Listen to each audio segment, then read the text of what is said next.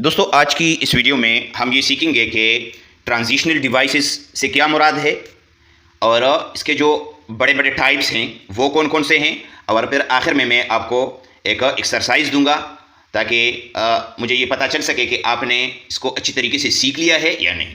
तो स्टार्ट करते हैं आज की हमारी वीडियो ट्रांजिशनल डिवाइसेस की डिफिनीशन से। What are transitional devices? Transitional devices are words or phrases that act like bridges between sentences, paragraphs and ideas. इसका मतलब ये है कि ट्रांजिशनल डिवाइसेस ऐसे अल्फाज या फ़िक्रे होते हैं जो जुमलों, पैराग्राफ्स और ख़यालात के दरमियान एक पुल का काम करते हैं। They help our writing flow smoothly, making it easier to read and understand. ये हमारी लिखाई को मज़ेदार, शाइस्ता और बामकसद बनाते हैं ताकि पढ़ने वाला आसानी से इसको समझ सके। They show the relationship between our thoughts. ये हमारे ख़यालात के दरमियान एक ताल्लुक़ को ज़ाहिर करते हैं।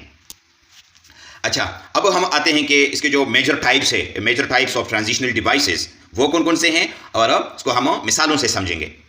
तो इसमें जो नंबर फर्स्ट हमारे पास है वो है transitional devices of addition. You need to add more ideas. When we want to add another similar point, we use the following transitional words. यानी जब हम एक और इसी तरह का पॉइंट शामिल करना चाहते हैं तो हम ये ट्रांजिशनल डिवाइसेस जो है या ट्रांजिशनल वर्ड्स इस्तेमाल करते हैं। वो ट्रांजिशनल वर्ड्स है and, also, moreover, furthermore, in addition, besides. ये वाले जो अल्फाज हैं ये आपने कहाँ पर इस्तेमाल करने हैं? जब आप एक पॉइंट उसी तरह का और लगाना चाहते हैं। मसलन इसको आप देखें, you need to study hard for the MDCAT. आपको इंडिकेट के लिए सख्त मेहनत करने की ज़रूरत है। Furthermore, you must manage your time wisely. इसके अलावा या इसके साथ साथ आपको अपना वक्त वाइजली मैनेज करना होगा। तो इसमें दोनों जो पॉइंट्स है वो तकरीबन एक जैसे हैं, ठीक है, लिहाजा मैंने इसके साथ लगा लिया फर्दरमोर। इस जुमले में फर्दरमोर हमारे पास एक ट्रांजिशनल डिवाइस है। अच्छा, अब नेक्स्ट टाइप क्या है? नेक्स्ट टाइप है टू शो कंट्रास्ट या difference. When you want to show a difference और अपोजिट आइडिया, जब आप एक मुख्तलिफ या उलट ख्याल लगाना चाहते हैं तो आपने ये ट्रांजिशनल डिवाइसेस जो है इस्तेमाल करनी है। But, however, on the other hand, yet, although, even though. तो इसकी मिसाल आप देखें, ही इज़ वेरी इंटेलिजेंट। वो बहुत ज़हीन है। However, he does not study regularly, ताहम वो बाकायदा पढ़ाई नहीं करता। तो यहाँ पर मैंने एक उलट ख्याल जो है इसके साथ जोड़ दिया है और इस उलट ख्याल को जोड़ने के लिए जो ट्रांजिशनल डिवाइस का मैंने इस्तेमाल किया है वो है however। अच्छा, नेक्स्ट जो टाइप है उसको हम कहते हैं to show cause and effect, ठीक है।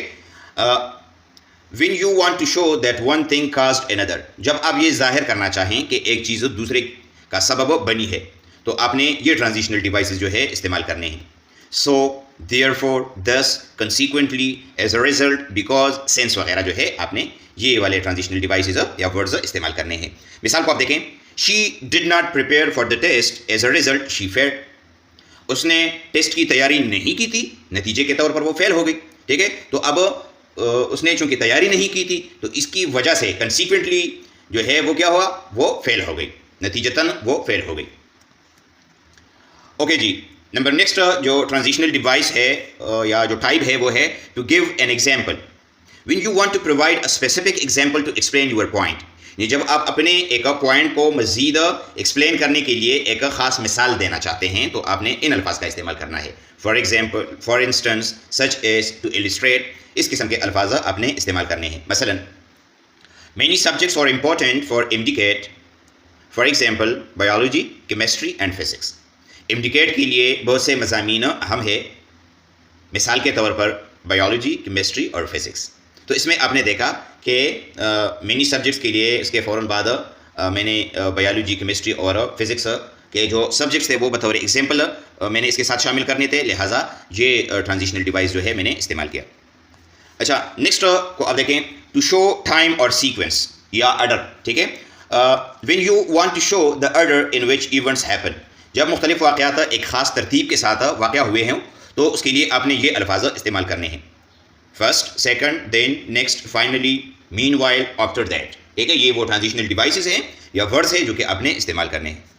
एग्जाम्पल को आप देखें, first read the chapter thoroughly then try to solve the exercise. पहले आप चैप्टर को अच्छी तरह पढ़ें, फिर एक्सरसाइज हल करने की कोशिश करें।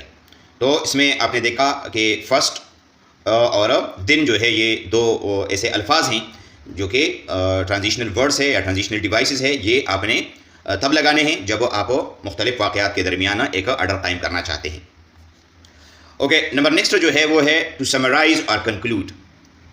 ठीक है, यानी जब आप किसी चीज़ को जो है वो समराइज़ करना चाहते हैं या आप इसको ये कहते हुए ख़त्म करना चाहते हैं कि मुख्तसरन ये कि ये इसका मतलब ये है या ये है, इस किस्म के अल्फाज या इस किस्म के जुमलों के साथ आपने ये वाले अल्फाज जो है वो इस्तेमाल करने हैं।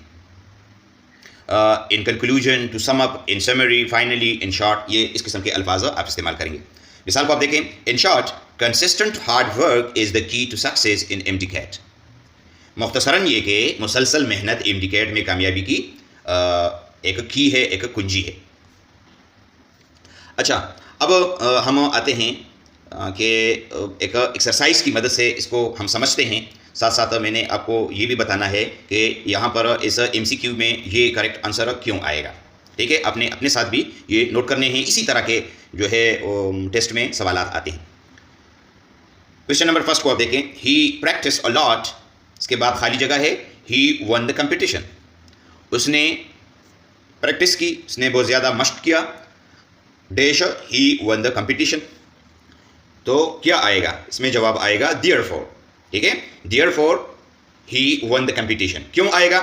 Because it shows the result of practising a lot. ठीक है, एक तरफ उसने सख्त कोशिश की है तो नतीजे के तौर पर जो है वो उसने मुकाबला जीता। तो यहाँ पर आएगा देयरफॉर। अब हाउएवर को हम इस्तेमाल नहीं कर सकते क्योंकि ये तो उलट आइडियाज़ के लिए इस्तेमाल होता है। फॉर एग्जांपल को भी इस्तेमाल नहीं कर सकते क्योंकि ये तो जब आप किसी चीज़ को एक्सप्लेन करना चाहते हैं तो आप फॉर एग्जांपल लगाते हैं। अच्छा जी, क्वेश्चन नंबर 2 को आप देखें, I like T dash my brother prefers coffee. अब इससे पता चलता है कि मुझे चाय पसंद है और मेरा जो भाई है वो कॉफ़ी को तरजीह देता है। तो इससे पता चलता है कि कंट्रास्ट है इसमें दोनों में। ठीक है, दोनों एक दूसरे के उलट है। तो उलट के लिए हम क्या इस्तेमाल करेंगे? उसके लिए हम इस्तेमाल करते हैं on the other hand. More over नहीं आएगा क्योंकि मोर ओवर जो है वो तो हम एक जैसे ख्यालात जब लगाते हैं तो मोर ओवर का इस्तेमाल करते हैं। फॉर इंस्टेंस जो है वो मिसाल के तौर पर जब हम कोई चीज़ देना चाहते हैं या ऐड करना चाहते हैं तो फॉर इंस्टेंस लगाते हैं। तो यहाँ पर आएगा on the other hand because it shows a contrast between two preferences. अच्छा जी, नेक्स्ट मिसाल को आप देखें, the weather was terrible dash we decided to cancel the picnic. अब मौसम ख़राब था तो उन्होंने अपना पिकनिक जो है वो कैंसिल कर दिया। तो इसमें जो ऑप्शन है फॉर एग्जांपल, तो ये तो नहीं आएगा क्योंकि ये तो एक जैसे पॉइंट्स के लिए या मज़ीद एक्सप्लेन करने के लिए हम इसको इस्तेमाल करते हैं। कंसीक्वेंटली, नतीजतन, और मोर ओवर इसके साथ साथ। तो यहाँ पर आएगा कंसीक्वेंटली। क्यों आएगा? Because it shows that the bad weather was the reason for the cancellation of their picnic. ठीक है, तो यहाँ पर कंसीक्वेंटली जो है ये हमारे पास सही ऑप्शन है। क्वेश्चन नंबर 4 को आप देखें, you need to get a good score in physics dash you must also focus on biology. अब दो ऐसे आइडियाज़ हैं, ठीक है, जो कि हमने साथ साथ लगाने हैं, यानी उसके साथ ऐड करने हैं। तो ऐड करने के लिए हम क्या इस्तेमाल कर सकते हैं? हाउएवर या बिसाइड्स या मीनवाइल। तो हाउएवर को हम उलट आइडियाज़ के लिए इस्तेमाल करते हैं तो ये तो नहीं है। ठीक है, बिसाइड्स एक सही ऑप्शन है क्योंकि it adds another important point two the first one. ठीक है, अच्छा नेक्स्ट को आप देखें, क्वेश्चन नंबर 5 को, the professor explain the concept very clearly dash he drew a diagram on the board. अब प्रोफेसर ने इस कॉन्सेप्ट को बड़े वाज़ेह अंदाज में समझाया और इसके लिए अब हम मिसाल पेश करेंगे। तो यहाँ पर आएगा, for instance he drew a diagram on the board. It introduces a specific example of how he explained it. ठीक है, कि प्रोफेसर ने इसको किस तरह एक्सप्लेन किया तो इसके लिए मिसाल की ज़रूरत थी। तो मिसाल के लिए हमारे पास जो ट्रांजिशनल डिवाइस है वो है फॉर इंस्टेंस। ठीक है, तो ये फर्दर एक्सप्लेनेशन के लिए इस्तेमाल किया गया है। अच्छा जी, क्वेश्चन नंबर 6 को आप देखें, शी वॉज वेरी टायर्ड, वो बहुत थकी हुई थी, dash she continue to study for her exam, उसने अपने इम्तिहान की तैयारी की। तो यहाँ पर आएगा सो आएगा या यट आएगा या एज अ रिजल्ट। तो ये क्या है, यहाँ पर कंट्रास्ट है, कंट्रास्ट के लिए हम यहाँ पर इस्तेमाल करेंगे यट, ठीक है। She was tired yet she continued to study for her exam. और yet क्यों आएगा? Because it shows the contrast between being tired and still studying. Question number 7 को आप देखें. Dash his fear of heights, he climbed to the top of the tower. तो यहाँ पर दो ऐसे वाक़यात पेश किए गए हैं, ठीक है। तो यहाँ पर आएगा despite his fear of heights, बावजूद ये कि वो उसको ऊंचाई से डर लगता है, डर लगता था, he climb to the top of the tower, वो टावर के ऊंचे वाले हिस्से पर या टॉप पर पहुंच गया। तो यहाँ पर डिस्पाइट जो है ये बेहतरीन ऑप्शन है, because it shows that the action happened even though there was an obstacle. Okay जी, number 8, the team played well blank they could not win the match, यानी टीम ने अच्छा खेला, फिर खाली जगह है, वो मैच न जीत सके, ठीक है। तो दोनों जुमलों पर गौर करने से पता चलता है कि बावजूद इसके कि उन्होंने टीम ने अच्छा खेला लेकिन फिर भी वो मैच न जीत सके। तो नीचे जो ऑप्शंस है वो है फर्दर मोर, जिसके मानी है इसके अलावा, अनफॉर्चुनेटली बदकिस्मती से, सिमिलरली इसी तरह। तो इसका जवाब है अनफॉर्चुनेटली यानी बदकिस्मती से, क्योंकि ये एक मुतज़ाद या हम यूँ कह सकते हैं कि मनफी नतीजा दूसरा जुमला जो है मुतारिफ़ करा रहा है, लिहाजा हम लगाएंगे अनफॉर्चुनेटली। ओके जी, नंबर 9 ब्लैंक है, उसके बाद है all the evidence the case was dismissed by the court dash, तमाम सबूतों के मुकदमा को अदालत ने खारिज कर दिया। तो ऑप्शन हमारे पास है इन एडिशन टू, इसका मतलब है के अलावा, इस तरीके से इन स्पाइट ऑफ यानी के बावजूद, और नंबर सी है फॉर एग्जांपल, मिसाल के तौर पर। तो इसका सही जवाब है इन स्पाइट ऑफ यानी बावजूद इसके। ये ज़ाहिर करता है कि सबूतों की बुनियाद पर नतीजा गैर मुतवक्कित था, ठीक है। तो इससे हमें पता चलता है कि यहाँ पर in spite of all the evidence the case was dismissed by the court, बावजूद तमाम सबूतों के मुकदमा को अदालत ने खारिज कर दिया। ओके जी, the last one is to improve your vocabulary read English newspapers daily, इसके बाद है blank try to learn 5 new words every day, यानी अपनी जो वोकेबलरी है या ज़ख़ीरा अल्फाज है इसको बेहतर बनाने के लिए रोज़ाना अंग्रेज़ी अखबारात पढ़ें। इसके बाद खाली जगह है, रोज़ाना 5 नए अल्फाज सीखने की कोशिश करें। तो इसके साथ ऑप्शन है हाउएवर, ताहम, मीनवाइल इसी दौरान या इसी असना में, और फर्दरमोर मज़ीद बरा या इसके अलावा, ठीक है। तो इनसे पता चलता है कि यहाँ पर हमारा ऑप्शन जो है वो नंबर सी होगा, फर्दर मोर। क्यों? क्योंकि it adds another piece of advice to the first suggestion, ठीक है। ये पहले मशवरे के अलावा एक और तजवीज़ जो है उसका इजाफा करता है, तो इसमें आएगा फर्दर मोर।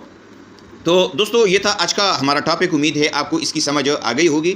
फिर भी किसी भी जगह पर आपका कोई सवाल हो तो आप कमेंट में पूछिएगा, इंशाल्लाह मैं आपको ज़रूर जवाब दूंगा। Thank you for watching. अल्लाह हाफिज़।